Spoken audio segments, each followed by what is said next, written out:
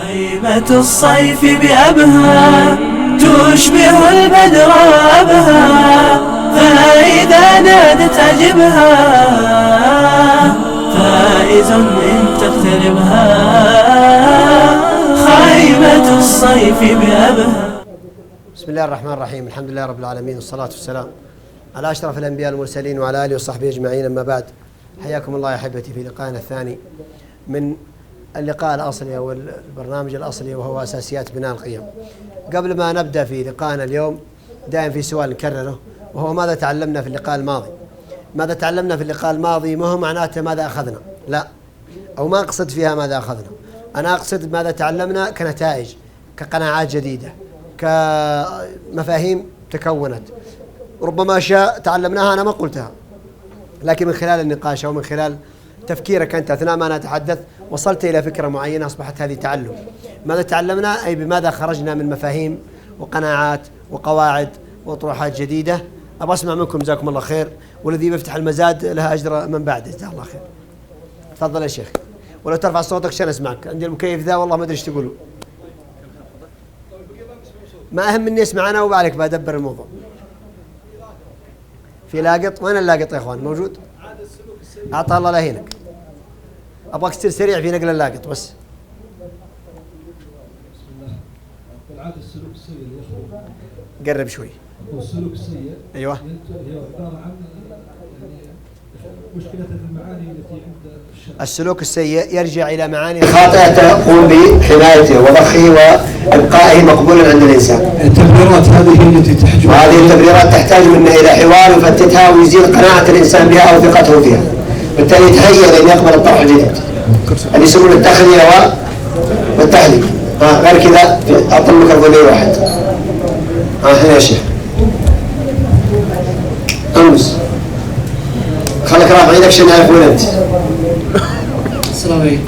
غرس القيم تحتاج إلى قرب الماء قرب. غرس القيم تحتاج إلى وقت. إلى وقت. فغرس القيم ليس مجرد ما تمشي بالنية، وهذا الموقف الأول، تحتاج منك إلى زمن. بسم الله الرحمن الرحيم. قيمة الشيء عندنا هو العلاقة أو المعنى اللي تربطنا بهذا الشيء. أيوة، قيمة الشيء ناتجة من المعنى اللي بيننا وبينه. بس بطرح سؤال هنا، لا تجاوب، بس في ذهنك كذا، حط الباب في ذهنك، حط في ذهنك 3-4 أشياء ثمينة في حياتك تتمنى أن تكون ثمينة عند أولادك، أشياء ذات قيمة عندك وتتمنى لو أنها ذات قيمة عند أولادك.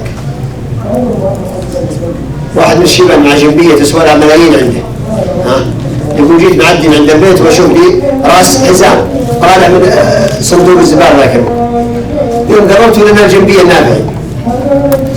هل هي ذات قيمة عند الأولاد؟ ما لا تكون. وش السبب؟ أن المعاني المرتبطة بهذا الشيء موجودة فقط عند مين؟ بين الأب وبينها، لكن لا يوجد نسخة من هذه المعاني. واضح؟ بغض النظر عن الجنبية غيرها، حددتم في هذه الأشياء بأذهانكم ذات قيمة عندكم، تتمنى تكون ذات قيمة عند أولادك. عفوا، تبغى تصير هذه الأشياء ذات قيمة عند أولادك.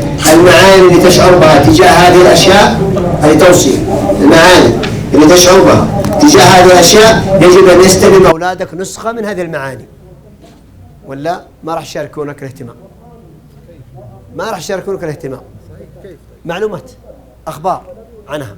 يعني راعي الجنبي هذه شو بيقول؟ هذه نافعي، وش النافعي؟ تختلف عن مدري ايش. هذه شريتها ويذكر قصة كيف كافح واشتراها. هذه واحد كان عنده واحدة مثلها وطلبوا منهم مدري ايش صار، وهذه تقاتلوا مدري مين عشانها وما فرطوا فيها. شفت الكلام هذا؟ طبعا انا ما أؤيد كل العبارات هذه، لكن هذا الكلام وش تخلي اللي قدامك؟ يشارك الشعور بأنها ذات ايش؟ ذات قيمة وذات أهمية.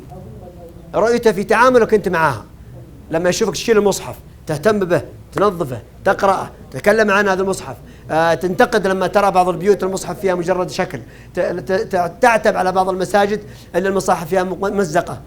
يشارك أولادك الاهتمام بإيش؟ بالمصحف. لكن لما تكون أنت فقط مع نفسك تتكلم، أنت الوحيد المهتم بالمصحف، وأما أولادك ما عنده مشكلة أن يحط المصحف ويحط فوق البلاي ستيشن ولا يحط فوق الآيباد ويقعد يشتغل المصحف تحت، ما عنده مشكلة. لا، ولا تستغرب، لأنه نسخة من المعاني اللي يحتاجها لم يستلمها بعد. طيب، هات في مداخلة ثانية. الميكروفون يا ولد. عليه الصلاة والسلام.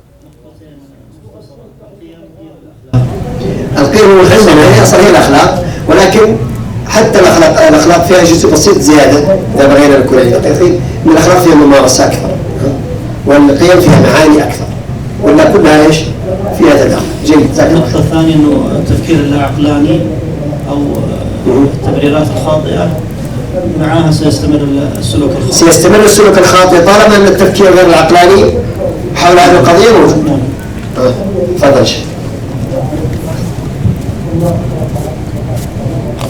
بسم الله الرحمن الرحيم. في نقطة استغلال الموقف لغرس بعض القيم. جميل. المواقف هي التي تملي علينا طريقة ايش؟ طريقة التربية. لأنك تضع هذا الموقف في ذهنك. رأى القمر قال البدر قال إنكم سترون ربكم كما ترون هذا القمر. ورأى جوفة قال انزلها فكلا منها. المواقف لأن في ذهنه واضح. قضية الله هي همه الأول. في حد هنا؟ في حد كان رافع يده وانت معنا هناك يا شيخ؟ يا ولدي هناك. ماذا تعلمنا في اللقاء الماضي؟ نحن نعيد السؤال يا اخوان. بسم الله الرحمن الرحيم والصلاة والسلام على سيدنا المرسلين. التربية أولا في الحياة. إذا كانت التربية أولا في حياة الشخص فسيعيشها في كل حال. سوف تملي عليه ذهنه، سوف يصبح متفتحا للأفكار الجديدة ولن يحتاج إلى أحد يعلمه. في الغالب أنه هو الذي سوف يبادر إلى ذلك. بقي أحد يا إخوان؟ أتمنى كل ما زاد ترى فرصة عشان التعليق أحيانا يغطي بعض الأشياء اللي ما غطيناها أمس. الفجوة القيمية هذه. أيوة. الفجوة القيمية هي خطوة في بناء القيم، هي خطوة عملية في بناء القيم. طيب جيد. احنا قلنا الفجوة القيمية ايش هي؟ انك تعرف ما المعاني الناقصة وايش؟ شو فيها؟ لا، المعاني الناقصة اللي لو كانت عندك مش صح. المعاني تنقص ويصبح جيدا. إذا عرفنا المعاني الناقصة وش نسوي فيه؟ نوجدها، نسلمها له. السؤال كيف نسلمها له؟ هل في أفكار؟ هل في طرائق؟ هل في أساليب تساعدنا على تقديم الأفكار التي هو يحتاجها؟ تقديم القناعات اللي ما هي موجودة عنده، تقديم المعاني التي تنقصه. يعني واحد ما يقوم صلاة الفجر وش ينقصه من معاني؟ أبغى أقدمها له. طيب أعطيني بدائل عشان أختار اللي يناسبني منها. تعرفون يا إخوان، بدي الصوت واضح ولا؟ عشان أدخل صوتي شوية شيء يكمل معي إلى نهاية اللقاء. تعرفون طابعة الليزر الملونة؟ طابعة ليزر وملونة. أحد عنده خلفية عنها؟ كبيرة كذا شوية. طيب كم فيها علبة حبر؟ فيها 4 صح ولا لا؟ ما هي؟ فيها 4 علب حبر جوة الطابعة، 4 علب حبر. ما هي ألوانها؟ الأحمر والأصفر والأزرق. طبعا الأسود من حيث النظام اللوني ما هو ضروري، لكن لأن عليه استهلاك فيفرزونه في علبة لحال، ولا تكفي الثلاثة هذه فيها أسود أصلا، هي مع بعض تسوي أسود. طيب 4 ألوان. طيب البني ما هو موجود ولا لا؟ والبنفسجي ما هو موجود، والبيج ما هو موجود، والتركوازي ما هو موجود، ولا زوردي ما هو موجود. وخذ لك من الألوان، ومع ذلك الطابعة تطبع كل الألوان هذه.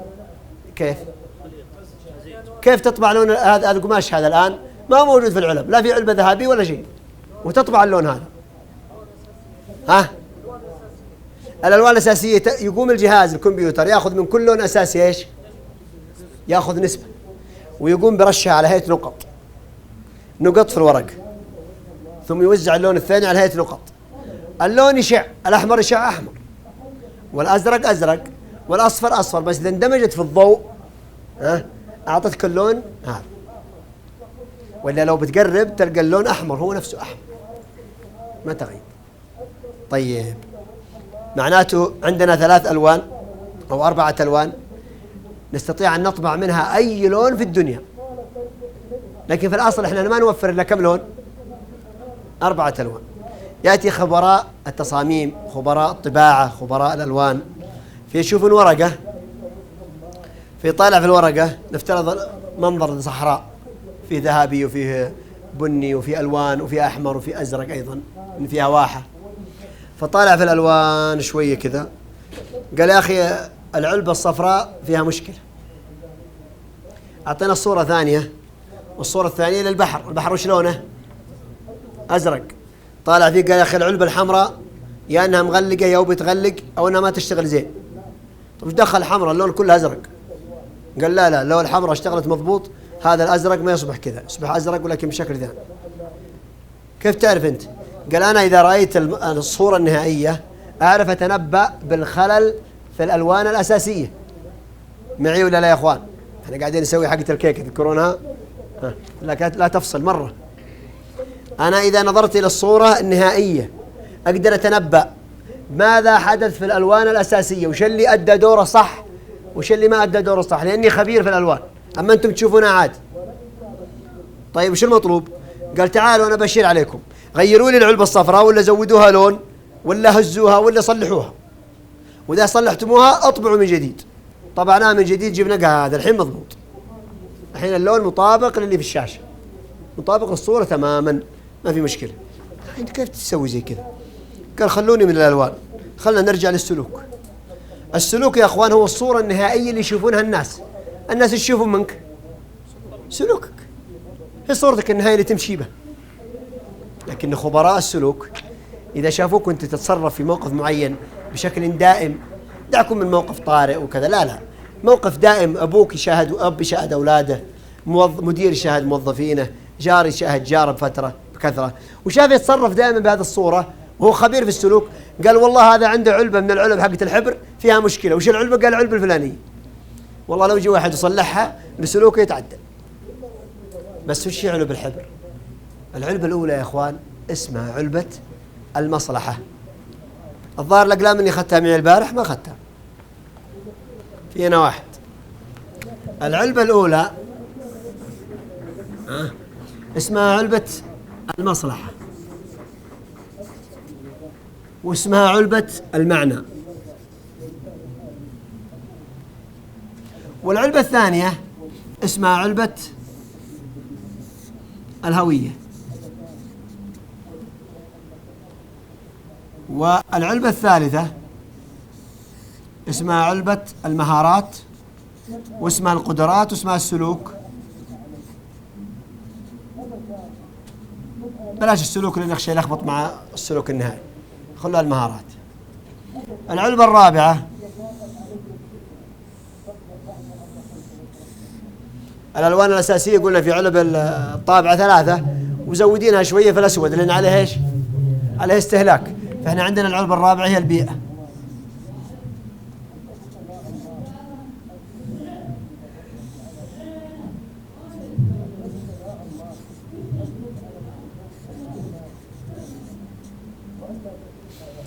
البيئة ذهنية وحسية. هذا سلوك الإنسان الذي يتصرف به مع الحياة. فالسؤال عشان يثبت الإنسان على أي سلوك لا بد أن يشعر أنه يستفيد من هذا السلوك، حسي ولا معنوي. أي شيء تبغى الإنسان يتعلم يقول لك يا أخي أنا أستفيد منه، حتى لو ما قالها بلسانه هذا حاله. أي إنسان يحس أنه يسوي سلوك ما يستفيد منه يستمر عليه، سلوك يضره يشعر هو، دعك من قضية أنه يعرف يشعر أنه يضره، يستمر عليه ما يستمر عليه، وتلقى ينتظر اللحظة اللي يترك. بل بعضهم يمارس سلوكيات ويقول يا رب ساعدني يترك هذا العمل، لأنه يشعر أنه إيش؟ أنه مضر وأنه ليس في مصلحة. ولما أقول مصلحة يا أخوان مقصد المصلحة اللي استخدموها الناس اليوم فلان مصلحي، لا مقصد هذه المصلحة التي جاءت بها الشريعة. الشريعة جاءت بتحقيق المصالح، يعني المنافع، يعني الفوائد للناس، الجانب الإيجابي فيها. فالآن لا يمكن تقنع إنسان بالسلوك إلا إذا حس أنه مستفيد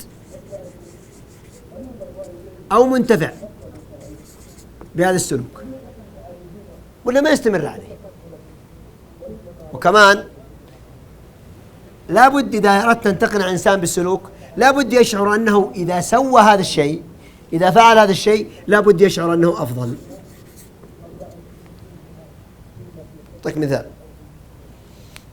أحد يستمر على فعل يا أخوان وهو كل ما يسويه يخجل من نفسه، يستمر عليه، كل ما يسويه يخجل من نفسه، كل ما يسويه يقول ليتني، يعني ما يستمر عليه.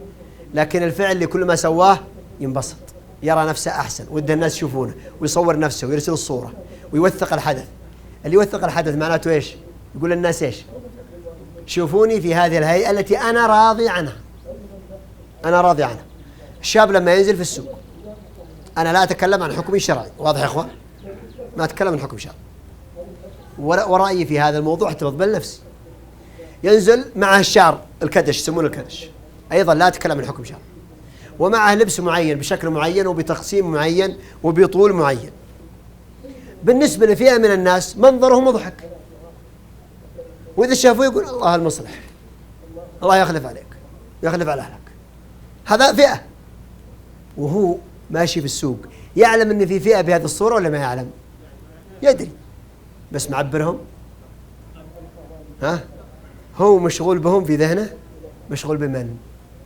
معبر من؟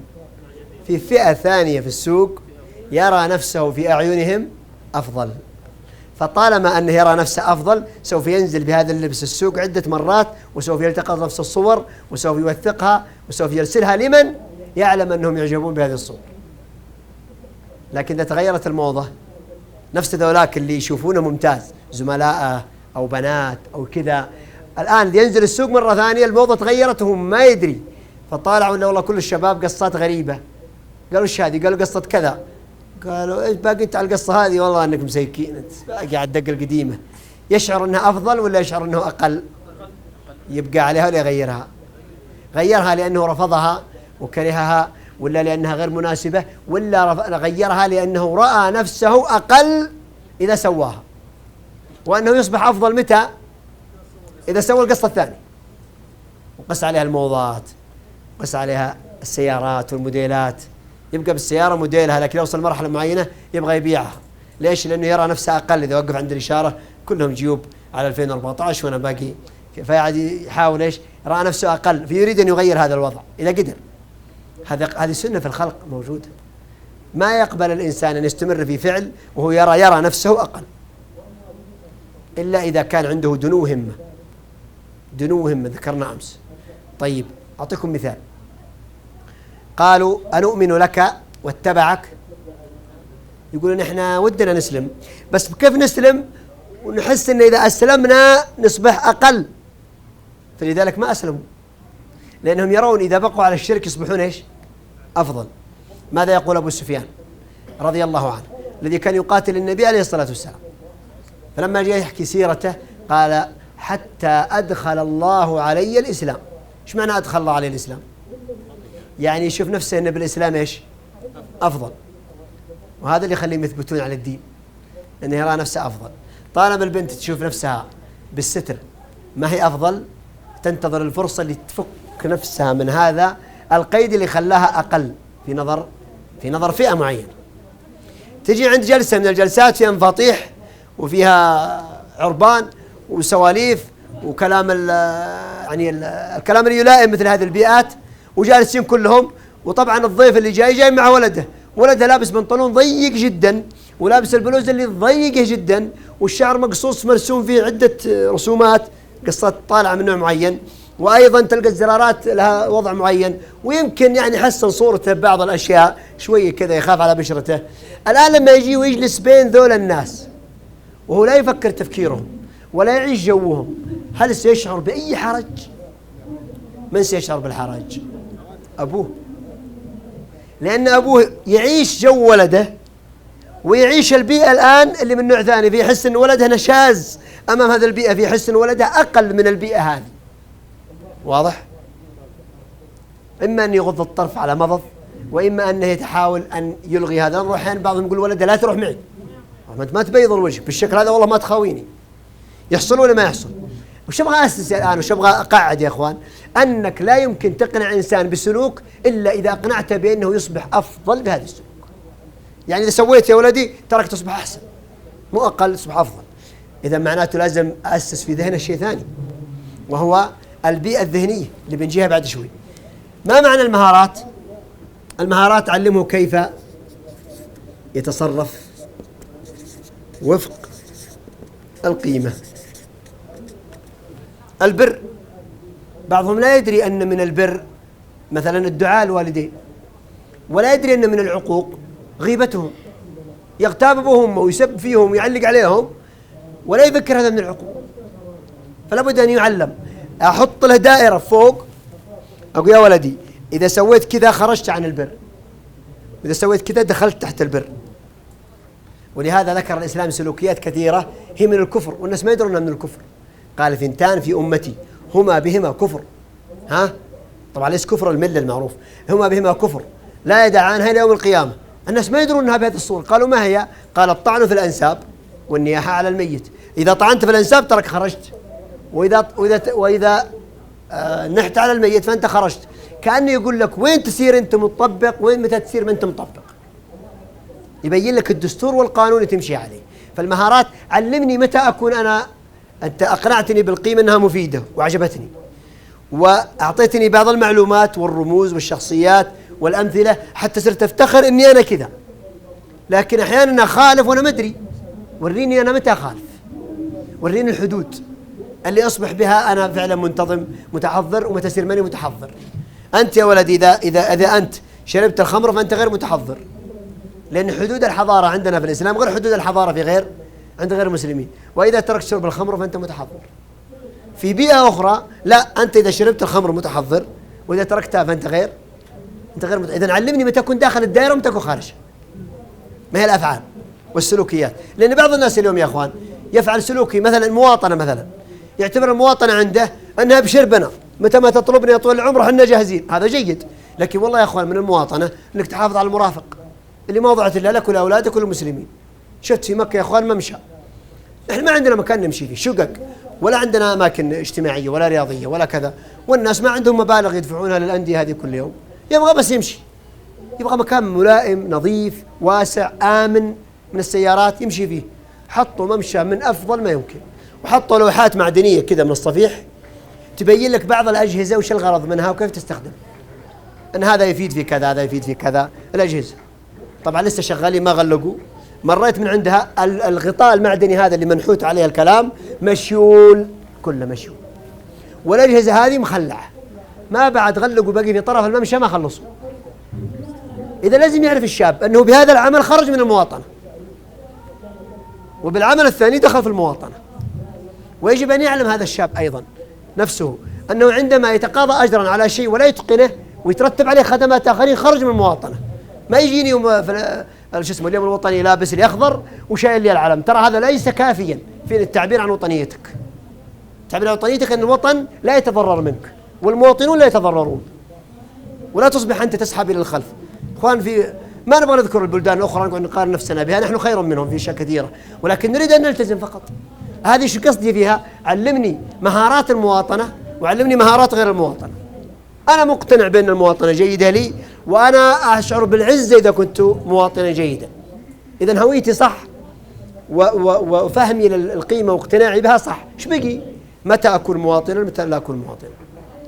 قد أقف في مكان رسمي وأتكلم بكلام رسمي ويعني أذكر عبارات رسمية، ولكني أنا فاسد في قراراتي. الفساد ما هو مواطنة. أرشح من لا يستحق وألغي عما يستحق، وأعطي شيء قيمة بأكثر من مبلغه وشيء قيمة بأقل مما يستحق. هذا الصورة. يجب أن نعرف الحدود وقس عليها أي شيء في حياتك. قس عليها البر، قس عليها مثلا النظافة. النظافة وش حدودها؟ النظافة عند الناس تغسل يديك وتكشخ، هذا النظافة، هذه النظافة، ما في غيرها ما في شيء. لكن تعال عند الكفي هذه اللي عند المحطات، الأكشاك الصغيرة هذه، طبعا بمجرد ما تتعدى الكشك شوية عند الركن كرمكم الله في صندوق زبالة. ليش؟ حق اللبتون، حق الملعقة، حق المناديل، حق ترميه وتمشي عشان ما ترميه في الشارع.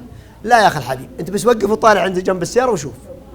ذاك المكشخ المتشخص اللي يرى نفسه نظيف ما يدري أن ليس من النظافة أنك تجعل المكان قذر، ما يدري.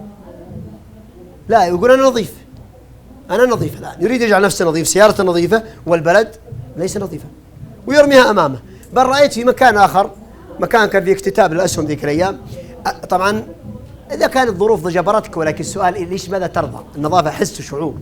ما يدري أن ليس من النظافة أنك تجي وتجلس بهذه الصورة بين الزبائن وبين المويه اللي تمشي، والحال على أمر لا يستاهل. قضية شعورك لماذا يقبل. لا يدري أن ليس من النظافة أن يكون لسانك قذرا، ما يدري. ما يدري أن ليس من النظافة أصلا أن الإنسان لا ينظف فمه ولا يهتم بنظافة فمه. ولذلك شوف عيادات الأسنان، أكثر عيادات منتشرة في البلد ماديا وش عيادات إيش؟ ورأس مالها كلها مسواك، مسواك، وتقفل كل عيادات الأسنان. قضية وما فيها أننا لا نعلم الناشئة متى يكون داخل دائرة القيمة ومتى يخرج، فيرى نفسه نظيف وهو ما هو نظيف، ويرى نفسه مطبق وغير مطبق، ويرى نفسه أمين. وش الأمانة؟ قال يا أخي الأمانة والله لو تحط عندي 1,000,000 ريال وأنا أفقر الناس والله ما أخذ منه ريال. ممتاز، بس هل من الأمانة أن يستودعك السر وما تحفظه؟ إذن هذا السلوك يخرجك عن دائرة الأمان، خذ بالك منه. هل من الأمانة أن استشيرك وأنت ما عندك سالفة وتعطيني رأي وتورطني؟ ما تعرف قول هذه القضية ما لي خلفية فيها، بعطيك رأي بس ماني متأكد منه عشان لا يأخذك إيش؟ كاستشارة. هذا ليس المستشار مؤتمن، أليس كذلك ولا لا؟ هل من الأمانة أنك لا تعرف الأوقات وتروح مؤذن؟ المؤذن مؤتمن.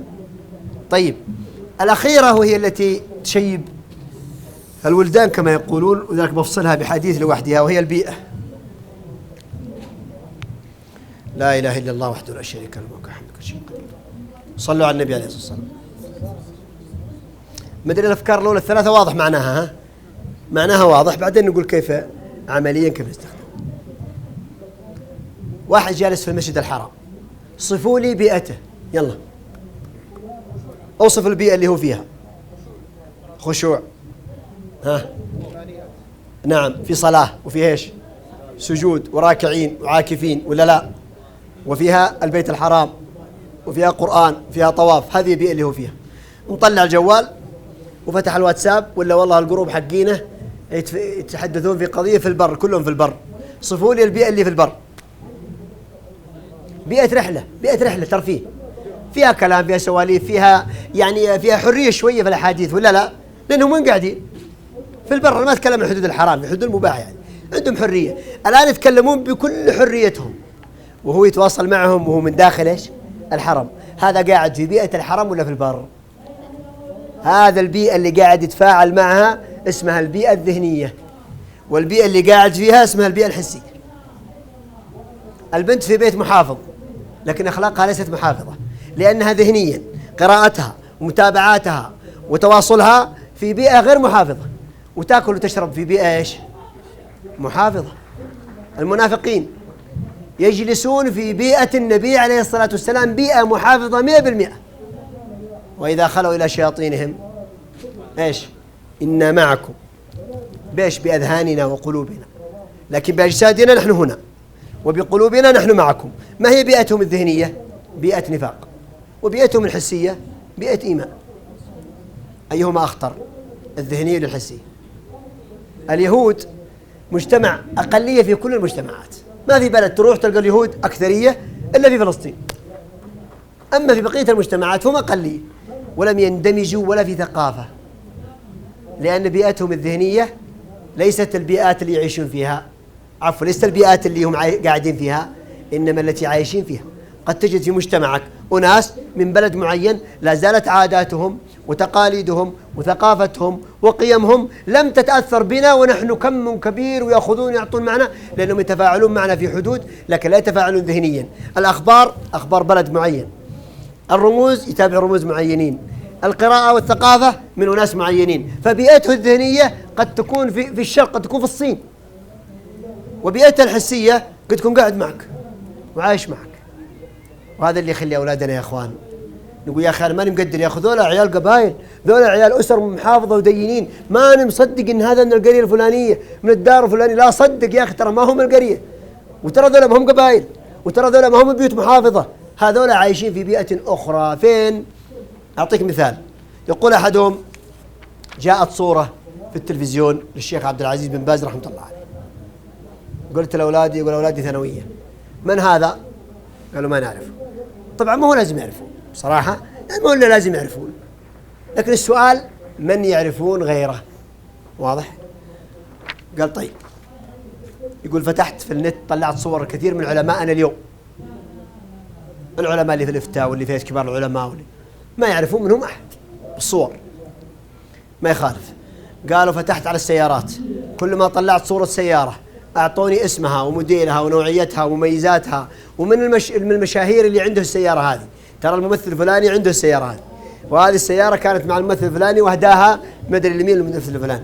أجل بيئتهم الذهنية هل هي بيئة العلماء والمحافظين ولا بيئة أنا ما أتكلم عن صح وغلط الآن، أتكلم عن اختلاف البيئة، ولا بيئة مثلا الفنانين والمشاهير أو ربما الرياضيين، وكان الرياضيين فيهم ناس طيبين، لكن السؤال أنها بيئة أيا كانت، طالما أن ذهن الابن ممتلئ بشخصيات ورموز رياضية فبيئته رياضية، وما دام أنه ممتلئ ذهنه برموز وشخصيات مسلسلات وتمثيل فهذه بيئته، أفلام هذه بيئته. ولذلك لما تفتح الجريدة البنت وتقرأ الصفحات الأخيرة مثلا من مجلة الحياة، صحيفة الحياة، ولا مثلا الشرق الأوسط، تلقى أخبار بعض الفنانات هي لا تتابعهم في المسلسلات، وربما ما في البيت أصلا بث يوصلها إلى أنها تصل وتشاهد هذه الأشياء، لكن مجرد متابعة الأخبار أصبحوا رموزا بالنسبة لها. متابعة أخبارهم في الأصل ليست محرمة، أنك تقرأ أن الممثل الفلاني في بريطانيا قرر أن يطلق فلانة ويتزوج فلانة، هذا الخبر في حد ذاته أنت تقرأ لا محظور شرعي فيه، لكن في محظور تربوي، أنهم يصبحون هؤلاء هم الرموز الذين في الأذهان. فلما تأتي أنت تطرح له فكرة لا يفقهها لا يتذوقها، الولد في بيئة أخرى مختلفة تماما. طيب إيش المطلوب؟ المطلوب مساعدته على أن يطلع على البيئة التي تدعم القيمة.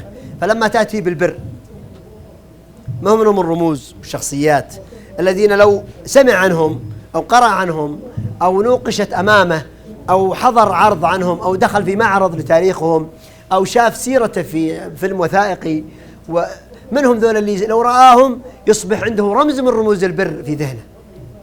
ما هو لازم في التاريخ، ما هو لازم مشاهير، قد يكونون في الحي، قد يكونون في الحارة.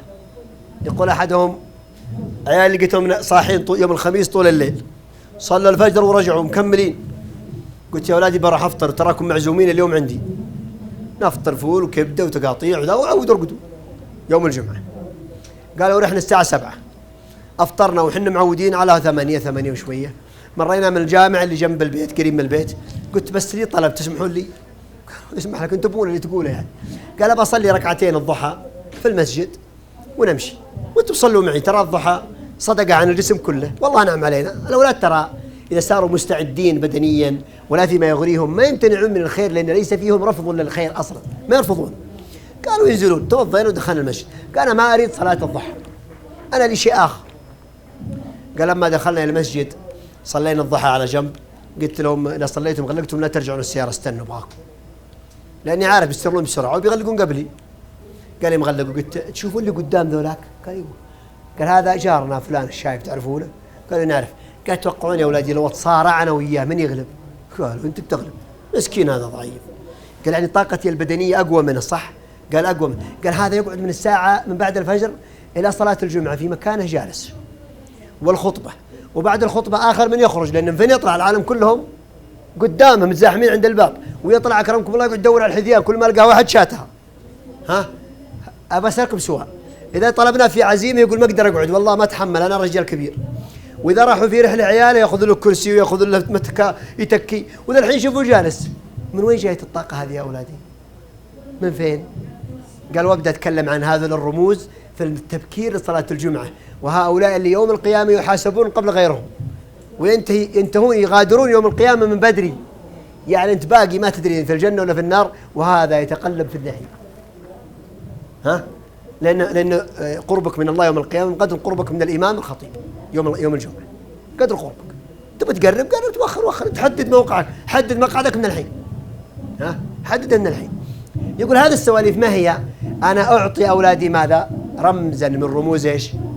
التبكير للصلاة. وقس عليها الأخريات، لما تجي مقطع من المقاطع لواحد مع حبل يمشي إلين يوصل المسجد، صورة من صور ماذا؟ تحمل أعباء الصلاة والمبادرة لها وأهمية الصلاة عند هؤلاء الناس. هذا رمز من الرموز الذين تربطهم. ثم قس عليها في كل مجالات الخير اللي أنت تريده، رموز من حواليك، رموز من التاريخ قديما. بس يطلب من الواحد أحيانا يعني يجمع، قل ولدك اجمع لي مقاطع بس من النت، مقاطع عن الشخصية الفلانية. في قضية الكذب جمع أحد المعلمين كل مقاطع عن المميزين في التاريخ وصفاتهم، ثم استنتج هو الطلاب في مشروع أن كلهم متفقين على صفة واحدة: الجدية والصدق. هو موضوع الكذب، ولا جاب لهم طار الكذب ولا فتح معه. الآن رأوا عشرات الناجحين اللي يعني يبهرونك، ناجحين، اللي صنع دولة، واللي صنع تاريخ، واللي صنع علم، واللي أنشأ فكرة، واللي اخترع، لكن كلهم كانوا يتميزون بأنهم ليسوا كذابين، فيهم صدق. قال تخيلوا يا أولادي الناجحون كلهم صادقين. هي تعالوا نشوف الفاشلين. ومشروع مثل ذلك، وجاب فرعون وشلة فرعون وأخبارهم وكذا، وصنعوا معرض وصلحوا رسومات وصلحوا من الأشياء. الصفة المشتركة بينهم الكذب.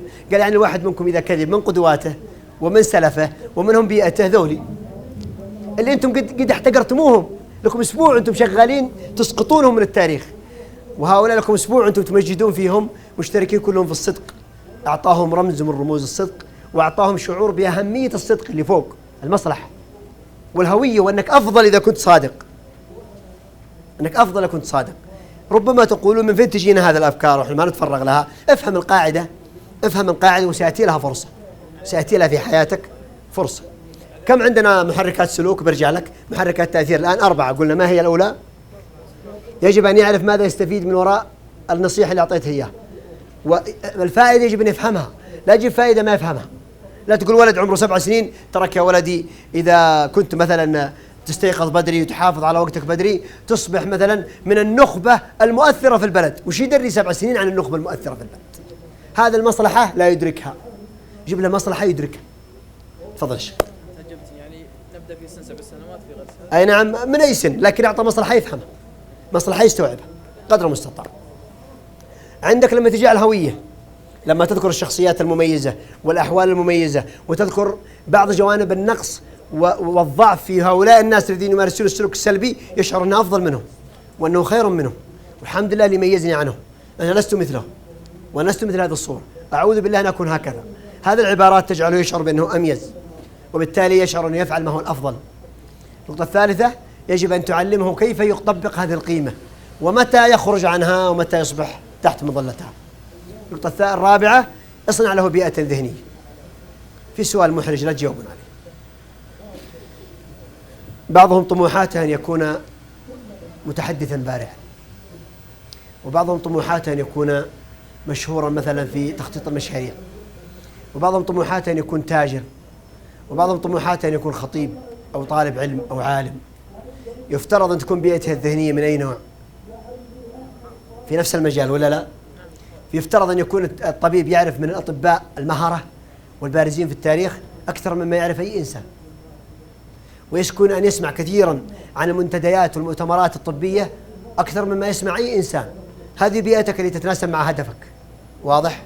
لما تجد إنسان يعمل في عمل يقرأ في تاريخ مثلا الشعراء وأخبار الشعراء والمنتديات الشعرية والمنتديات الأدبية والجلسات وصوالين الأدباء، ليس هذا خطأ، لكنك لا تجعل هدفك بعيدا عن البيئة الذهنية اللي انت عايش فيها.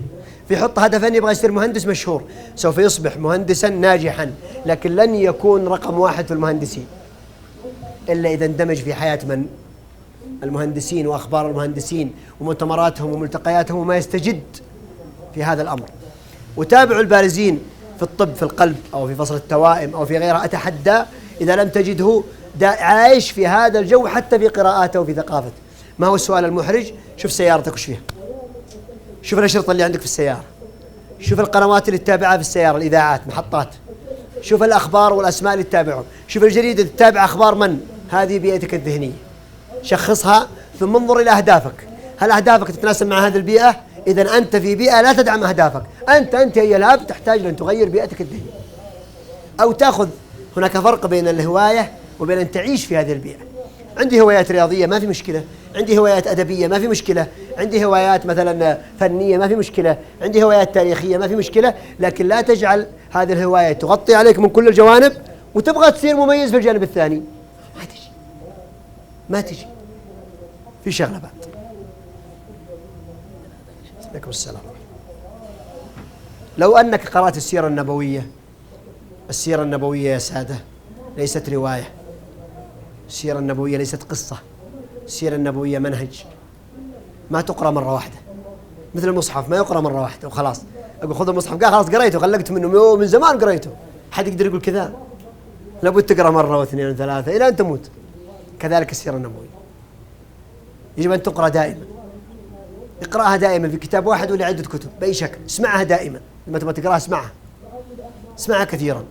تدري ايش معنى هذا الكلام؟ أنت تعيش في البيئة الذهنية النبوية، سوف تكتشف بعد فترة أنك تفهم الحياة كما كان يفهمها الصحابة، وتتعامل مع نصوص القرآن كما كان يتعامل الصحابة، وتتصرف في المواقف كما كانوا يتصرفون.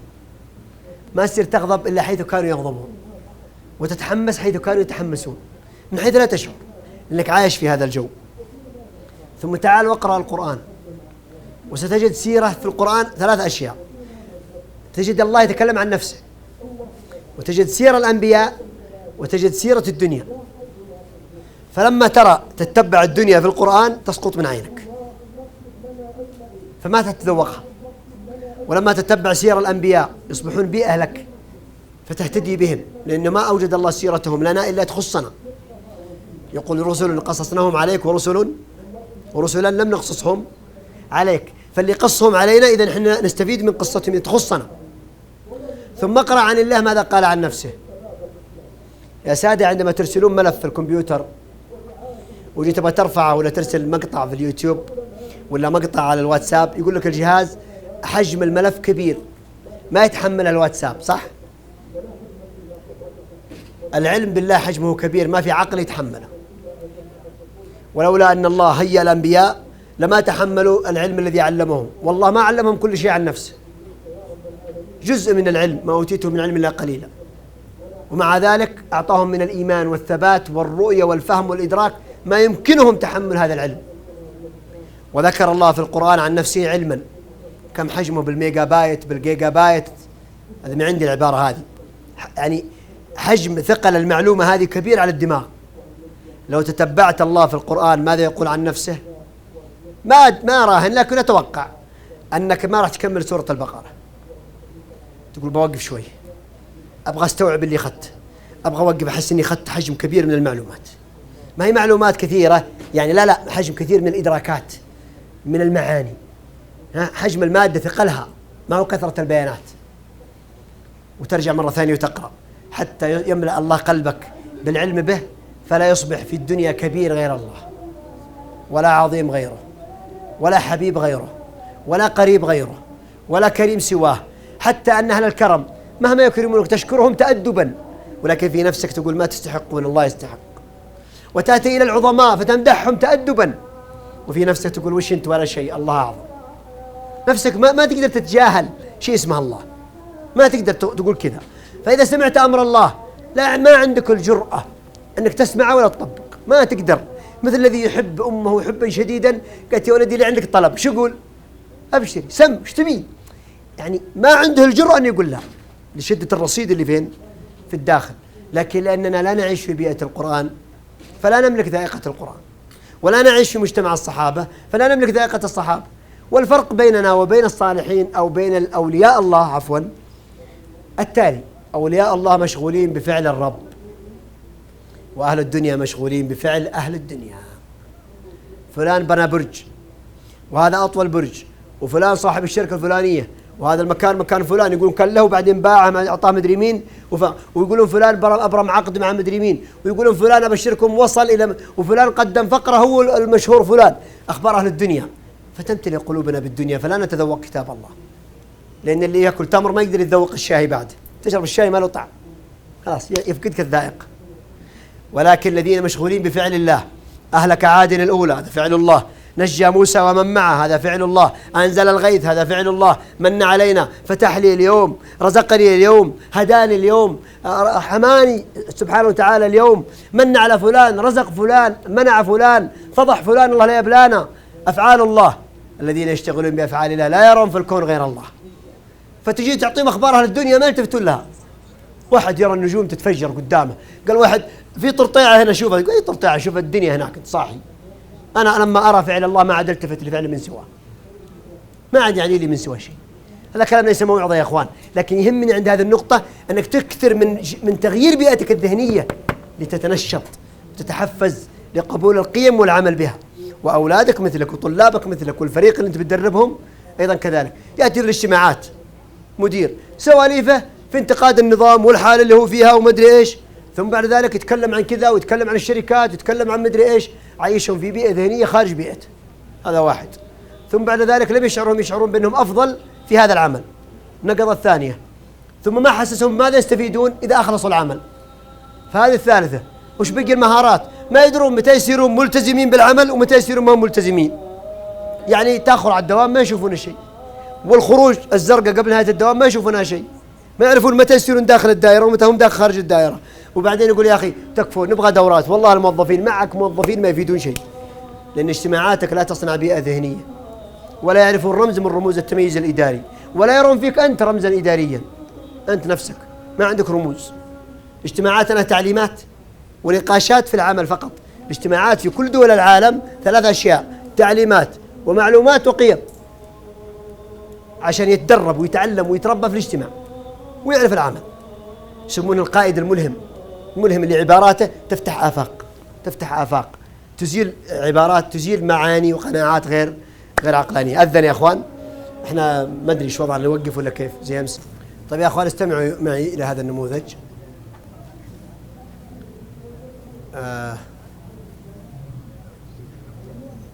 أرسل الله نبيه إبراهيم بالتوحيد، وكان لإبراهيم عليه السلام سيرة.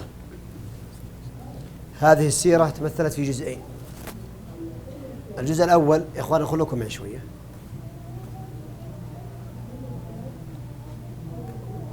لأن هذا مثل ما قلت لكم أيضا فكرة فوق فكرة عشان نوصل الفكرة الأخيرة، فما يصلح توقف يعني.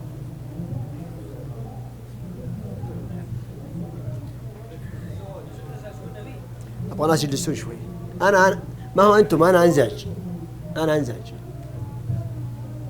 أنا في المناسبات ما أطلق كلمات عشان اللي رايح واللي جاء، وإذا لحوا في مجلس اشترط القهوة ما تمر والشاي ما يمر، لأن أنا يمر من قدامي والله يا أخوان إني كان قدامي شيء مكتوب، إذا مر من قدامي نسيت، ما أدري إيش كنت بقول وش بقول. إبراهيم عليه السلام كانت في حياته جزئين دعوية. الجزء الأول يتمثل أو يتضح في حواراته مع المشركين، والجزء الثاني يتضح في تأسيس الدين في مكة.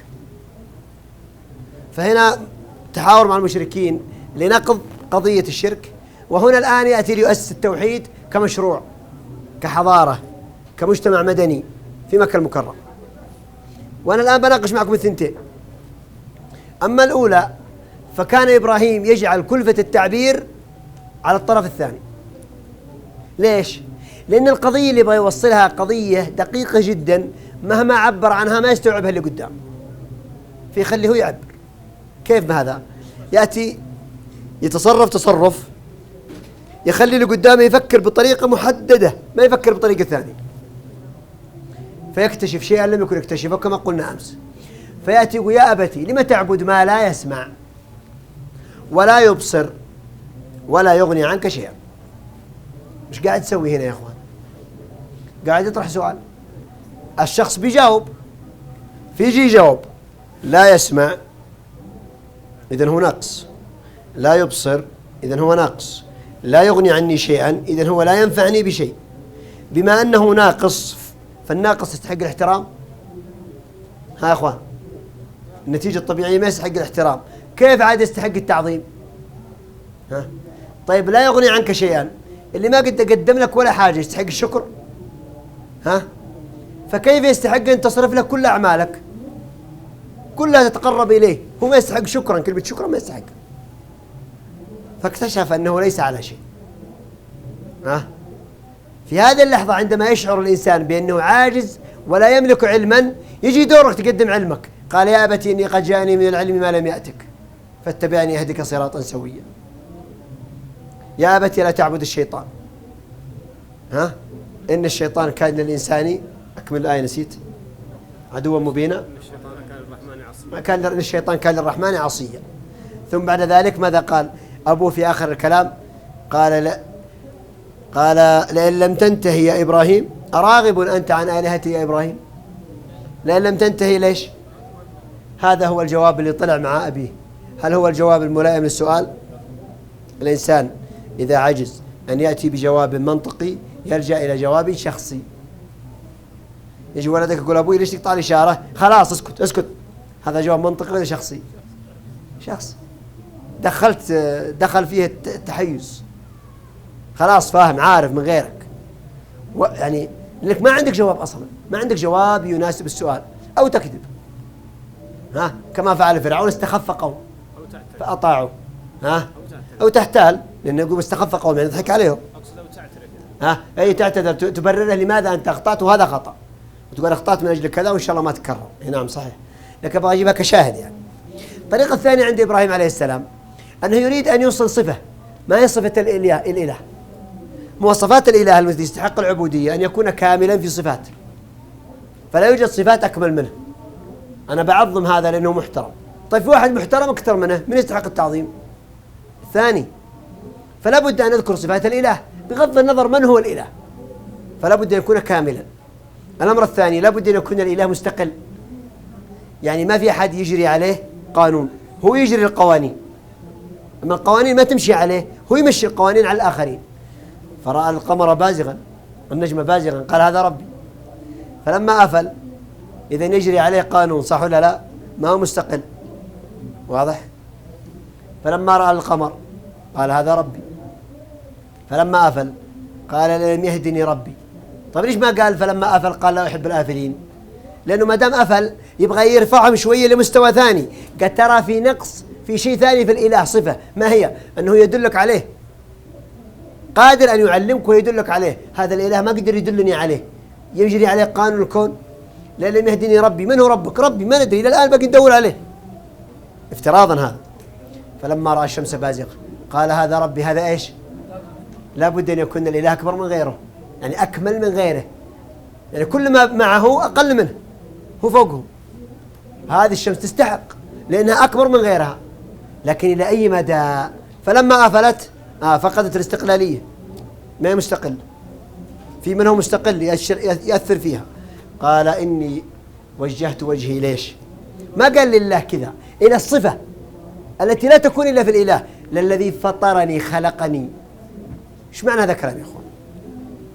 إبراهيم يعني لولا أنه نبي لقلت أنه من أدهى الناس في الحوارات، لكن عبارة داهية ما تليق بالأنبياء لأنهم ملهمين مسددين. يعني يطرح هذه الأسئلة ليشعر كل من حوله أنه لا يوجد حق غير الحق الذي يقوله إبراهيم. فقال هو خلقني. عارف إيش معنى خلقني؟ يعني هو له الحق أن يحكم في. خلقني، كل ما يصنع فيه عدل. كيف عدل؟ عندك 2 من الغنم كرمكم الله، عندك 2 من الطليان في الحوش، وجاك ضيف كلها بنفس المستوى سمينة زي بعض، ودخلت مسكت واحد وسحبته علشان ايش؟ تذبح على الضيف. قال ابن حلال ما هو ظلم تذبحني وتخلي هذا؟ بأي حق تذبحني أنا وتخلي هذا؟ لازم يكون في قانون. هل من حق الغنم أنها تستعترض هذا الاعتراض؟ هل واحد منكم قد شعر بالظلم يوم يجي عند شبكة دجاج ويأخذ الدجاجة هذه شيء يذبحها ويخلي الثانية؟ شعر بالظلم لأنك تملكها ولك الحق أن تتصرف فيها، فما تشعر بالظلم. وتأتي إلى نخلة من النخل في الحوش تقطعها وتخلي الثانية، ولا يقال هذا إيش؟ هذا ظلم. وتذهب إلى البحر وتقتل الأسماك وتأكلها، ولا يقال هذا ظلم لأنك ملكتها وأذن لك أصبحت جزءا من ملكك. وتبني شيئا، أيوة، دلالة على أنه إذا اعترفت بأنه هو الذي خلقك وسلمت له بأنه الخالق، يجب أن تسلم له بالتصرف. طيب غير التصرف، في بعض الناس يملك المال لكن ما يحكم له بالتصرف. ليش؟ عنده مال لكن يحجر عليه. ليش؟ ما يعقل، ما هو عاقل. طيب قد يكون هذا الخالق يملك التصرف لكنه لا يعلم. قال لكن الله عليم فلا يبلغ علمه أحد، فهو يتصرف بحق وبعلم. طيب في بعض الأمور مع المستقبل تتغير، قال هو حكيم ما يضع الأمور في غير أماكنها.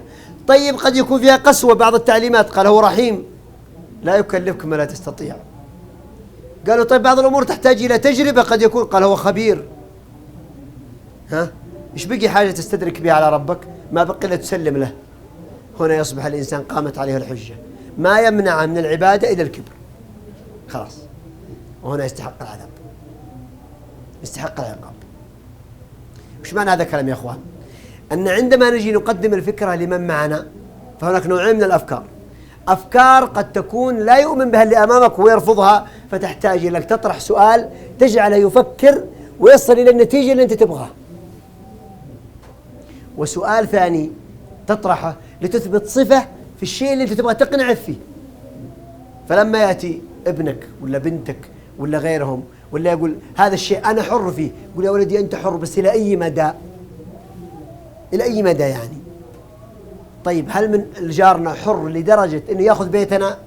قال لا، في حدود. طيب هو يقول في حدود وأنت تقول في حدود، أليس هناك حدود ثابتة يتفق عليها الناس؟ أعطني حد من حدود الحرية. إذا توظفت يا ولدي، هل من حقك ولك أنت حر أنك تداوم متى تشاء؟ قال لا، في وقت دوام لا تداوم فيه.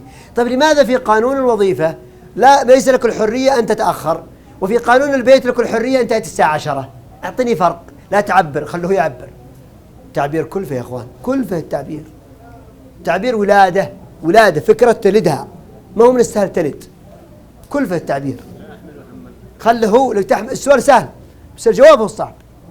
لما ما يستطيع يعبر التعبير الذي فيه بيشعر بالعجز، يجي دورك انك تقول ايش؟ اني قد جاءني من العلم ما لم يأتك. يا ولدي انا اكبر منك، انا اعرف كذا وانا اعرف كذا، لانه الان اثبت ايش؟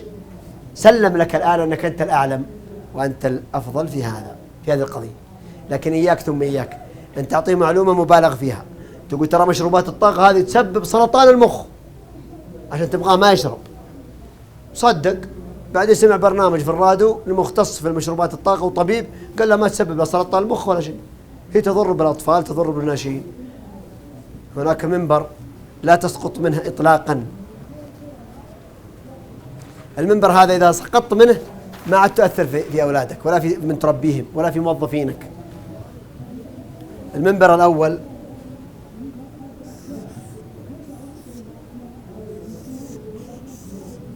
هو منبر الثقة، والمنبر الثاني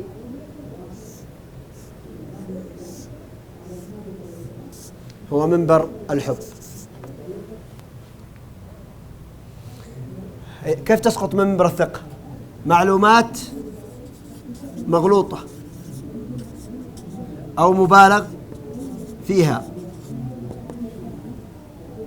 أو أخلاق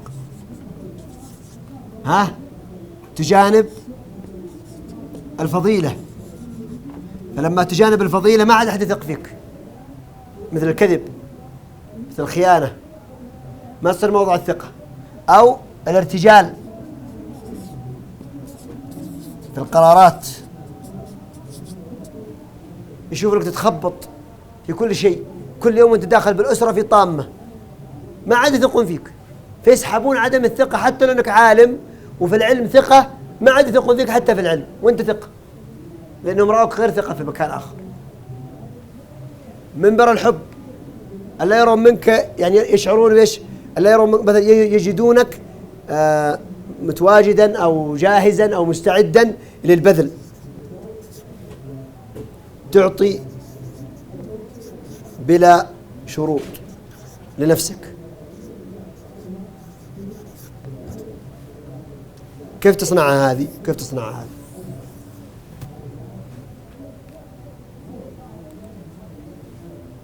خاص لما تتصرف مع الابن التصرف وهو لا يدري ايش السالفة، وتجي بعد فترة تقول يا ولدي ترى ما لاحظت اني سويت كذا وكذا، قال لي لاحظت واستغربت، ترى اني سويت عشان كذا وعشان كذا وعشان كذا. توي فهمت. ايش يفهم؟ ان ابوي هذا ايش؟ ما هو بايش؟ ما هو بسهل. ثق ولا ما يثق؟ ثق. عندما تعطيه معلومة ما يراها كذب، يرى في الأخير كلامك طلع صح، أنت ما كذبت، أنت موضوع الثقة. ثم ماذا بعد ذلك؟ يثق في نواياك، ما يكتشف أنك تغلب مصالحك وتضحك عليه، وأنت في الأخير تريد شيء لنفسك. سمعت بأذني هذه واحد يقول وين أبوك يا فلان؟ له فترة ما شفنا في المسجد. قال والله ما أدري فين، راح مشوار من كم يوم ما جانا. قال ما أدري وين راح، قال والله ما ندري، أبوي مراهق على آخر عمره. أي ثقة هذه؟ هذه نظرة الابن لأبوه. مستحيل يجي تقول ولدي أنا أفهم أكثر منك، ترى أنا أعرف. لا تعرف، أنا عندي ملاحظات كثيرة على سلوكياتك، ما أنت بثقة. الحب، يقول أحد الأبناء قال له أبو ما تبيع في الدكان هذا، يترزق الله في دكان ودخله طيب، قال تبيعه وتنتقل في مكان ثاني. المكان الثاني دخله أقل، فالناس يقنعون الولد اسمع كلام أبوك، قال لا ما أسمع كلام أبوي. قال واحد منهم أبوك ترى يدور مصلحتك، قال لحظة آخر شيء يفكر فيه أبوي مصلحتي. كيف؟ قال والله شوف أنا أعرف أبوي آخر شيء مصلحتي، ترى له مصلحة، هو يبغى يوديه هناك له مصلحة. إلى هذه الدرجة ينظر لأبيه. من وين جاءت هذه؟ من مواقف رآها. قد تكون أنت على حق لكنه فهمها هكذا. اجتهد في أن أولادك يفهمونك صح. ما يكفي أنك تكون صح، لازم يفهمونك صح. ما يكفي أنك تكون صح. برر لهم الشيء اللي غير واضح عشان لا يتهمونك، لأن في من يسوش عليك من الزملاء والأصحاب وغيره. منبر الحب، كيف تأسس نفسك في الحب مع الحزم؟ كيف تجي هذه؟ مشكلة الآباء يا أخوان ما مثل مشكلة المربي الخارجي. المربي الخارجي يربي فقط. أنا ألقي موعظة للطلاب للشباب أوعظهم، أنبههم على البر، أنبههم على كذا وأمشي. أنا مربي. لكن في بيتي أنا إيش؟ مربي ومدير. ما معنى مربي ومدير؟ أنا مربي أعلم أولادي وأنصحهم، وأيضا مدير، ممنوع، مسموح، لا، نعم. وهذا اللي يخلي الآباء يتعبون. أن نبغى أربيه على الصلاة على مدى 6 شهور، بس برضو ما أقدر أروح المسجد وهو منسدح، لازم أقول له قوم. وضحت الصورة يا أخوان؟ أنا أبغى أربيه على أنه يصير يجي بدري البيت، خله 5 شهور لين يتعود ويصير يجي البيت، وبسوي له طريقة وأحاول ومنه. لكن خلال 5 شهور هذه الليلة ما جاء، الله يعلم وين هو، لازم أمنع، أقول ما تطلع. فرأيتم الأزمة اللي يعيشها أي أب، أنه يدير ويقود أو يربي في آن واحد. طب كيف أحزمها هذه؟ الأوامر والإدارة تحتاج حزم وذكاء ولا باقي، وفيها شيء من الخشونة أحيانا غصبا عنك. تقول ولد ما أنت طالع، ما أنت طالع، قلتها باللين، قلتها بأدب، قلتها بأسلوب، في الأخير هو ما هو راضي، هو متضايق إنه ما طلع، هو متضايق إنه ما أخذ السيارة، هو متضايق إنه ما راح حضر المباراة، هو متضايق. طيب كيف تدمج الحب في هذه الحالة؟ يعدي الموقف المتأزم، خليه يعدي كما هو، ولكن لا ترتكب حماقات في الموقف المتأزم ترجع ترجعها بعدين. يعني خل لما يرجع العقله أو يجي مصلحين من برا يراقبون ما يقول لك ارتكبت أخطاء، يعني شيء ما هو لائق، كلمات جارحة، شيء. لما بعدين مرت 2 3 ورجعت يوم من الأيام لقيت الولد مثلا مسخن ولا تعبان ولا وش فيه؟ قال والله تعبان. لا ما ينفع كذا، تعال نروح المستشفى. يا ودي أنا طيب، أنت طيب، أنت بالنسبة لك تشوف نفسك طيب، بس أنا أب يا ولدي، أنت ليش ما أنا أب؟ أقلق عليك 10 أضعاف قلقك أنت على نفسك. أنا هذا قلبي، إيش سوي؟ تروح المستشفى، أظهر اهتمامك أمام الطبيب، أظهر أن تساؤلاتك كأن الذي أمامك هذا مريض بمرض عضال. الدواء لا تتركه يأخذه، أنت ساعده في أخذ الدواء.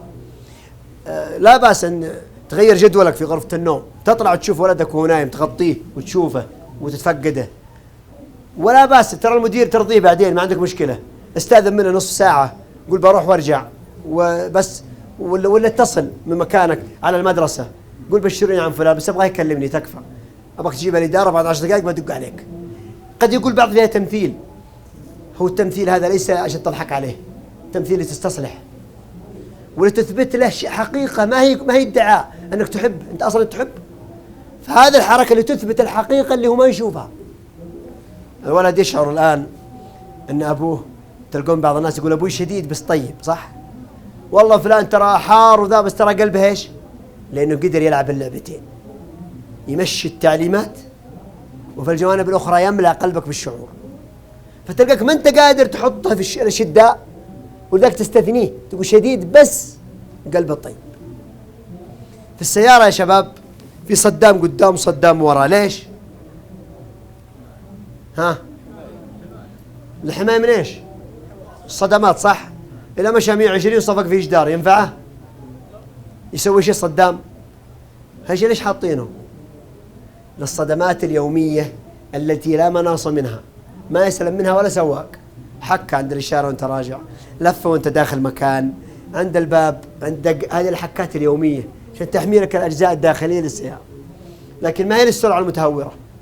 احنا في بيوتنا في صدامات يومية ما في أب يسلم منها، ولا في ابن يسلم منها، ولا في زوجة تسلم منها مع زوجها.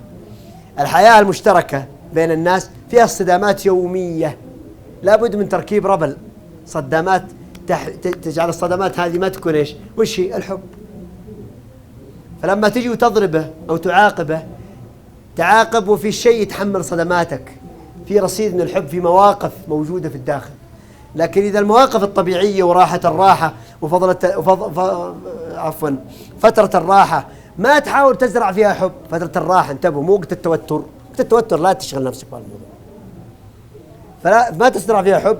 لما تجي تعاقب الضربة تجي على الصاجة على طول، وهنا يخرج الولد من البيت وما يرجع، وهنا يكره، هنا يحقد لأن وعيه قليل وإدراكه قليل، وهنا يقبل الاقتراحات اللي تجيه لأنه متألم مجروح، وتلقى يكبر يقول لا زلت أتذكر، لا زلت أتذكر. هذا الذي قتل أباه في قبل فترة وأحرقه، هو صحيح أنه كان يتعاطى المخدرات، ولكن في قلبه ملف مدفون من سنين، أنه أخطأ مرة في المدرسة وجابه أبوه قدام الطلاب في المدرسة وضربه في المدرسة أمام الطابور وأمام الطلاب كلهم، وبقيت حرقة في داخله. طبعا بما أنه عاقل فعنده من العقل والقيم ما يمنع أنه يتصرف وفق هذا الشعور، لكن لما جاءت المخدرات وأذهبت العقل أخذ الشعور هذا حريته فانطلق فقتل أبوه وأحرق. إذن أنا ما أقول أن الأبناء قد وصلوا لهذا المستوى، لكن الفت نظرك إلى أنك ينبغي أن لا تجعل موقفا أليما يبقى في قلب ولدك. يتألم ما في إشكال، بس لا يتألم فين؟ هنا. لأن في جانب آخر أنت إيش في المقابل تأتي. أعرف بعض المديرين تستأذن منه قال لا ما أستطيع، والله ما أستطيع، الوضع ما يساعد. تذهب وأنت زعلان ويخليك تمشي زعلان، ويمر يوم أو يومين أو ثلاثة يزهمك، قال يمكنك زعلان وما سمحت لك ذاك اليوم، تعال أشرح لك الوضع كيف. حط نفسك مكاني، فلان هذا كان عنده إجازة مرضية وما جاء، وهذا خطاب جاني من الإدارة، بيجينا مندوب من الرقابة والتحقيق والآن في قضية كذا، فالآن أنا في وضع حرج، مستعد أي واحد يجيني أمنعه. أنا نفسي كان عندي موعد في المكان الفلاني، هذا هو ما رحت له. الآن ماذا تصنع أنت؟ تبرر الموقف بعد ما عدت الأزمة وكسبت أنت الموقف الإداري، الآن تبغى تكسب الموقف القيادي، تبقى قائدا لهؤلاء الناس قريبا منهم. جاك خبر أنه فلان هذا جاء له ولد، كله مرسل له رسالة مبروك إلا أنت رحت له البيت تبارك له. وش صار في الموقف ذاك اللي ما سمحت له؟ في نظام يا أخوان في التعامل اسمه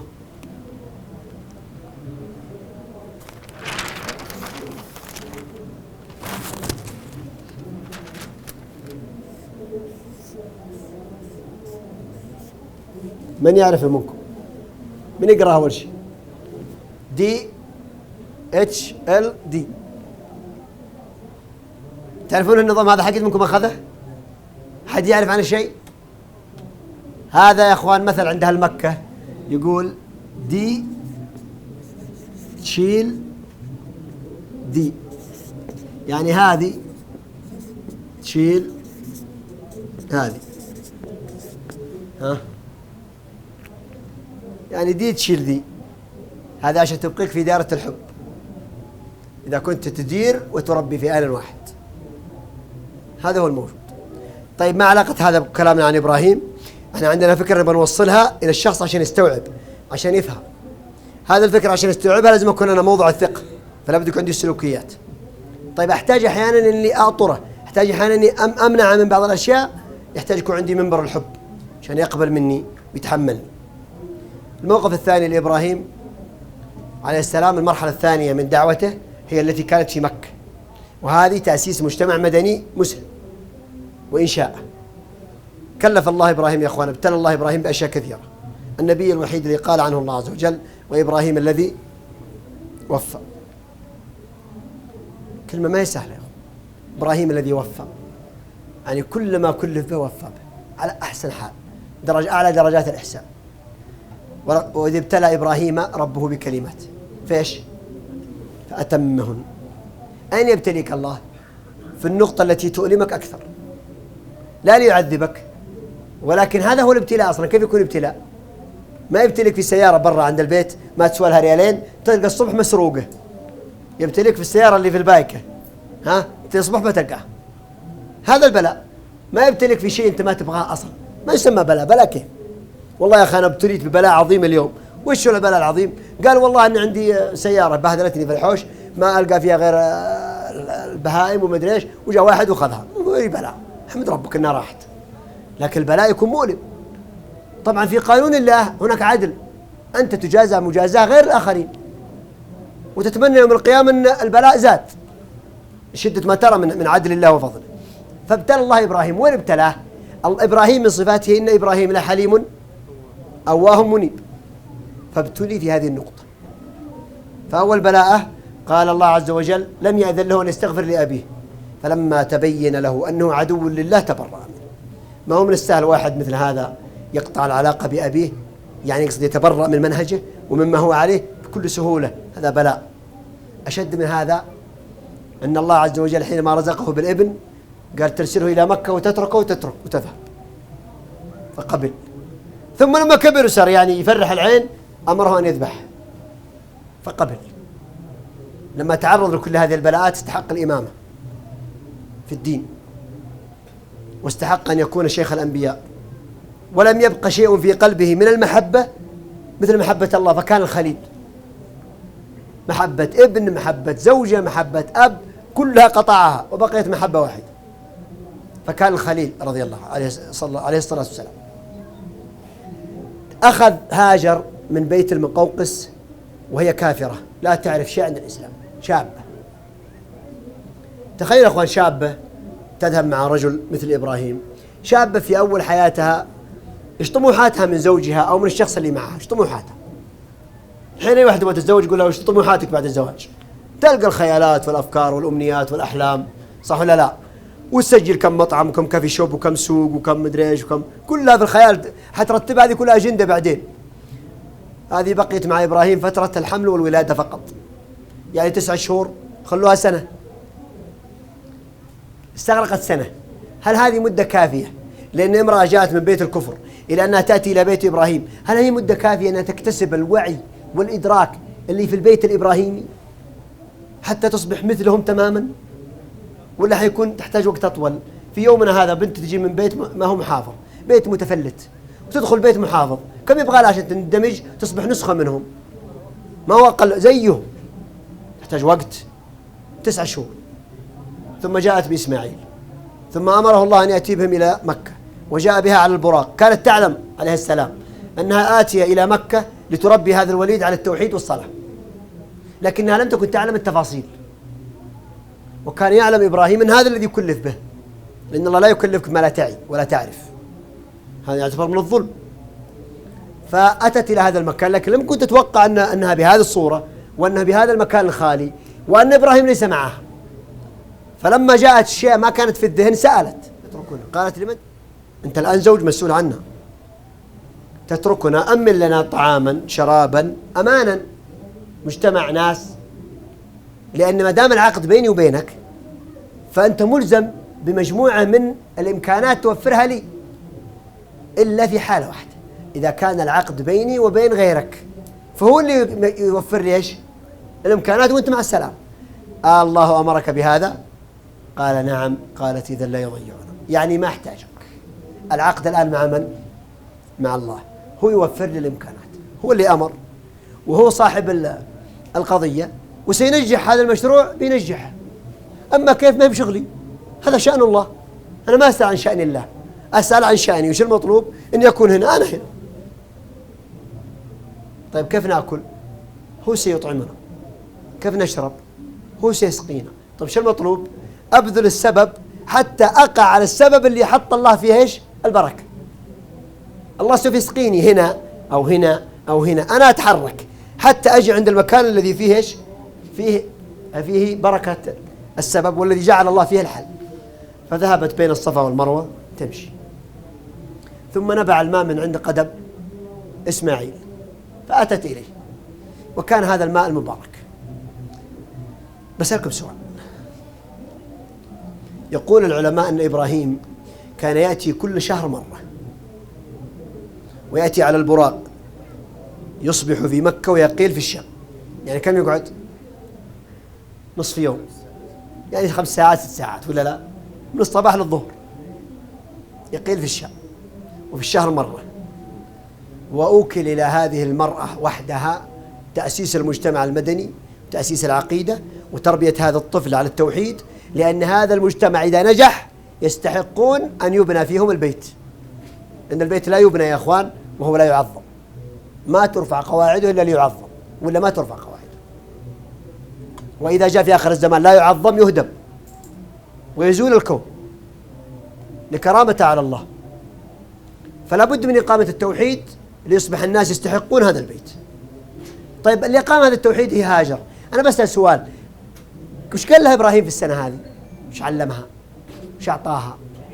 وش فقهها؟ وش فهمها؟ حتى أنها في اللحظة الحرجة اللي ما يثبت فيها أحد بكل بساطة وبكل سرعة تسأل وتجاوب نفسها، تقول الله أمرك بهذا؟ هي تقول قال نعم، قالت إذا لا يضيعنا. وش علمها؟ صارت بالسرعة هذه تجاوب وتقتنع وموافقة ومقتنعة وعندها يقين وتحدي للواقع بأكمله ورضا، وتبدأ في المشروع وتنجح. كيف نجحت؟ قالت إذا لا يضيعنا. إيش قال إسماعيل لما جاء أبوه ليذبحه؟ قال يا أبت افعل إيش؟ نفس رطن الأم، نفس كلام الأم، تربية 100% نسخة. وقال ربنا ليقيموا إيش؟ النبي الوحيد اللي ذكر عنه وكان يأمر أهله بالصلاة، ذكر عنه في الله كلهم يأمرون بالصلاة، ذكر عنه وكان يأمر أهله بالصلاة إسماعيل. يعني مو بس طلعته يصلي، طلعته مربي على الصلاة. متى تعلمت هذا كله؟ هناك شيء علمها إبراهيم وهناك شيء لم يعلمها إبراهيم. أما الذي علمها إبراهيم فهو من هو الله، من هو الله ثقة وتسليما وعبودية وهيمنة وبصفاته وأسماءه. فلما عرفت وعلمت من هو الله أصبح جاهزة لأن تقبل أوامر الله وأن تقبل البلاء وأن توقع على بياض مع الله. أما اللي ما علمها إبراهيم فهو كيف حتعلم إسماعيل؟ لأن هذه ما هي بشغلة إبراهيم ولا هي بشغلة الرجال، هذه شغلة النساء. نساهم يربون الأطفال وتربي حتى يصل إلى سن السعي. فلما بلغ معه السعي لا يوجد أحد يمكن يربي الطفل غير المرأة، ولا يوجد أحد يمكنه القدرة والنجاح غير المرأة أن تربي في هذا السن. ولكن المرأة اليوم تخلت عن هذا المنبر وتركته لغيرها، ولو صار 18 جاءت تشتكي. عندها من القدرات والمهارات ما يحتاج تعلمها. مش تعلمها أنت؟ ربها هي. مهمة الرجل يربي المرأة، ومهمة المرأة تربي الأولاد حتى يكبرون يستلمهم الأب. ما يتدخل في تفاصيل التربية الداخلي. كل الأئمة المشاهير مرباهم لأمهاتهم، بعضهم أيتام وبعضهم أبوه لكن ليس له دور في تربيته. وابحثوا يا أخوان، أبي حنيفة وغيره والإمام أحمد وراهم أمهات ربوهم في الصغر على القيم وعلى العبودية وعلى الأدب وعلى الحشمة وعلى الستر إذا كانوا بنات. الأم هي اللي تقضي الوقت الطويل مع ولدها، محتاج إليها 100% بعد الله. 100% يحتاج إليها في الطعام هي تطعم، وفي الشراب هي تسقيه، وفي النظافة هي تنظفه، وفي المؤانسة هي تؤانسه، وفي العطف هي تعطف عليه. هي عالمه كاملا، ثم يخرج من بين يديها ما حبها معناته في مشكل. أنا محتاجك 100% وتعطيني بسخاء وبرضه ما حبيتك في مشكل، معناته أنت ارتكبت خطأ، أنت خسرتني. طيب والأب يربي الأم، نحن اليوم لا نربي الأمهات. وأعرف والله أننا نتحدث في المنتديات وفي التلفزيون ونناقش يعني ونتكلم في التليفون وفي جهازات الاتصال هذه بيننا، ونتبادل كثير من الأفكار. شوف الجروبات اللي بينكم الزملاء كم فيها من الحكم والفوائد. ولا جلس واحد منا يوم من الأيام يتحدث مع زوجته بنفس المستوى ليرفع من وعيها. فلما تجي تبغى تعلم أولادها يصير عندها مادة الطريقة لا تعلمها، فطرها الله عليها. نتحدى الله فطرها عليها تعرف، لأنها لا بغت تقنعك تجيب راسك، أنت لا بغت تقنعك جابت راسك. الطرق لا تعلم، لا تعلم الطريق، علمها المادة عندك. بسأل سؤال، الله عشان يحافظ على الإسلام ما ينسونها الناس شرع لهم صلاة الجهرية يسمعون القرآن، وجعل تلاوة القرآن عبادة، وكذلك صلاة الجمعة. ليش؟ فيها إيش صلاة الجمعة؟ فيها الخطبة. خطبة وش تسمى؟ الذكر، تذكرنا، تجدد لنا الدين. طيب النساء ما فرض الله عليهم صلاة الجمعة، من يجدد لهم الدين؟ اللي جاء وصلى، اللي جاء وصلى يعود ويعلم. لا نكذب يا أخونا، نعترف نحن ما نمارس هذا الدور إلا من رحم الله من أمثالكم، ما نمارس هذا الدور إلا قليلا. ولذلك تجي تلقاك أنت يسألني واحد يقول ولدي عمره 4 سنوات كيف أربيه؟ قلت خلك مرة وتربيه. كيف يعني؟ قلت أمه تربيه مو بنت. قال أمه ما تعرف. قلت أنت تعلم أمه. اسألني كيف أربي أمه. كل معنى إيجابي تفقه في الحياة أعطي زوجتك نسخة منه. كل معنى سليم وقيمة جيدة في الحياة أنت تعرفها الآن وأنها مهمة لأولادك أعطها زوجتك. ولكن علم زوجتك أنها تثني ركبتها وتجلس معهم. وإذا قالت الزوجة أنا ما أستطيع أنا ما أعرف، يقول إذا جاءت جدتهم وزارت الأولاد يتركون البلاي ستيشن، يتركون الآيباد، يرمونها كلها ويقعدون عند جدتهم متجمعين. يحصل هذا يا أخواننا ما يحصل؟ ليش الجدة قدرت تصل لمستواهم وتتكلم معهم ويحبونها ويستمعون لها والأم ما قدرت؟ مع أن الجدة المفروض تكون أبعد ولا لا؟ أبعد. لأن عندها السعة النفسية أنها تجلس، عندها متسع نفسي، والأم ما عندها متسع نفسي. يعني ما في مساحة نفسية أنها تجلس، يعني ما لها خلق باختصار. لماذا أقول هذا الكلام يا أخوان؟ لأن الوقت بداهمنا، فأخذنا الفجوة ثم أخذنا الطريقة من طرق الفجوة، ثم نبغى نأخذ الآن من يقوم بهذا الدور؟ الأب في حالات عندما يتناقش في قضايا معينة يثير بعض الأسئلة، لأنه ما تكون عالم، خلي الولد يتحمل مسؤولية التعبير عشان يكتشف أنه على خطأ. الجانب الثاني رب الزوجة يا أخي، خذ توصية من اليوم انك لازم تسولف مع زوجتك في القضايا المعنوية والقضايا الدينية والقضايا التربوية، خلي يزيد وعيها، يزيد وعيها، وخلها تجلس مع أولادها، وأعطاها فرصة تجلس مع أولادها، أعطاها فرصة تجلس، وبالذات الصغار. وأولادك إذا ركبوا معك في السيارة لا تقعد قناة مشفرة يا أخوان. ترى أكثر الناس اليوم قناة إسلامية بس مشفرة، قناة إسلامية عنده من الخير والمعلومات شيء كثير، لكن ما يتكلم. يروح يجي من هنا الخميس ما يقول كلمة واحدة للأولاد، ما يشير إلى موقف، ما ينبه إلى حاجة يتعلمون شيء أبدا. قناة مشفرة. إذا راح الاستراحة فك التشفير وبدأ يتكلم، ما شاء الله هذا المثقف. ويقول لي أحد الأخوة في الهيئة أمس، والله أنا نأخذ شباب على منكرات لا تتصورها في حياتك، فلما نبدأ نقول له كلمتين إذا به يبكي، مفكر يبكي خشوع. قال ما أبكي خشوع، أبكي ما قد سمعت هذا الكلام لا من أمي ولا من أبي ولا من أحد. أبوك وش وضعه؟ قال أجد أبوه رجل طيب، رجل مثقف، ما قد سمع. يعني ما كان بإمكان أبوه ينجيه من هذا الموقف ويمنعه منه لو تكلم؟ خيمة الصيف بأبها تشبه البدر أبها، فإذا نادت أجبها، فائز إن تقتربها. خيمة الصيف بأبها فيها تحلو السياحة، فيها للمرء راحة، فيها تحلو السياحة، فيها للمرء راحة. إنها خير استراحة تكسب القلب انشراحا، إنها خير استراحة.